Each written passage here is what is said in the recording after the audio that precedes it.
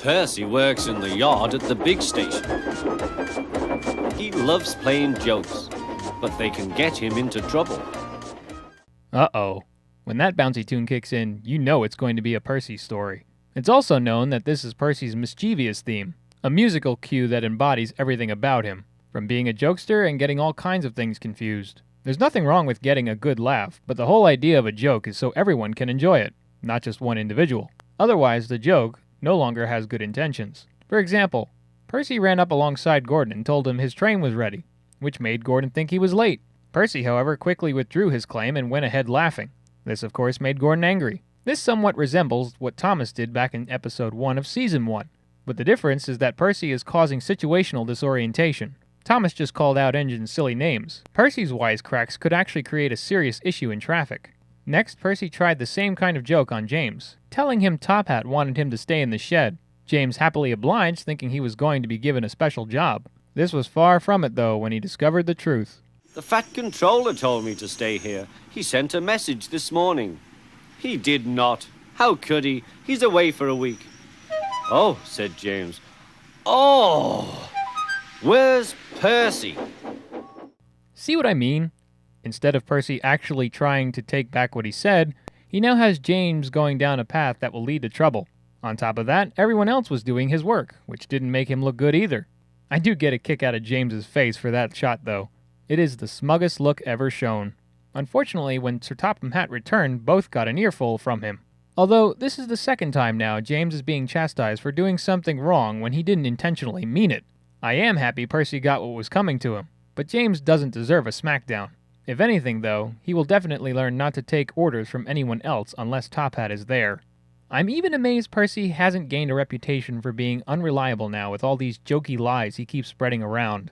Some days later, Percy saw James and Gordon and began to boast about how he was given a special job by Top Hat. Gordon and James were scheming to get back at Percy, though, so they decided to start up a chat on signals. More specifically, backing signals. Something that never was a thing on railways, but Percy didn't know that. We had spoken of backing signals, put in James. They need extra special care, you know. Would you like me to explain? No, thank you, James, said Percy. I know all about signals. Percy was a little worried. Well, this is what happens when you adopt a Gordonism, Percy. But perhaps you never had one before. Oh well, no time like the present to learn from this kind of flaw.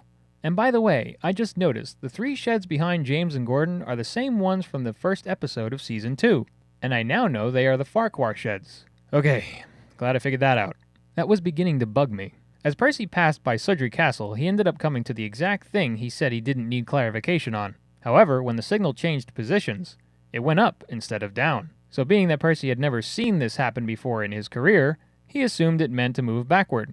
Come on, Percy, said his driver. Off we go. Stop! You're going the wrong way. But it's a backing signal, Percy protested and told him about Gordon and James. The driver laughed and explained. Thankfully, James and Gordon's little trick was not a serious one that could have gotten Percy or anyone else hurt, although the issue of who's moving is still unresolved.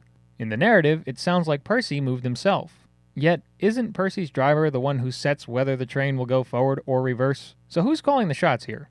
Back to the topic at hand, though. Rightfully so, Percy had made an innocent mistake in judgment.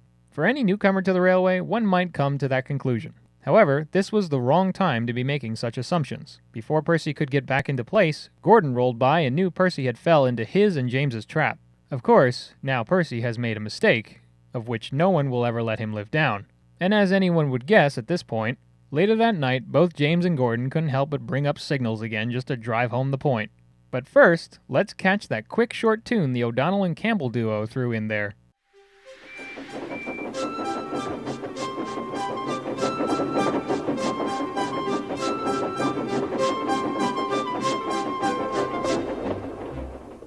That night, the big engines talked about signals.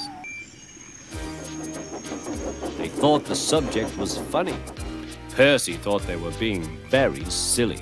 Yeah, that was a sweet little song. Okay, so back to the story. Like I've said before, I'm not all for episodes that have engines paying back one another, but this one was mostly harmless.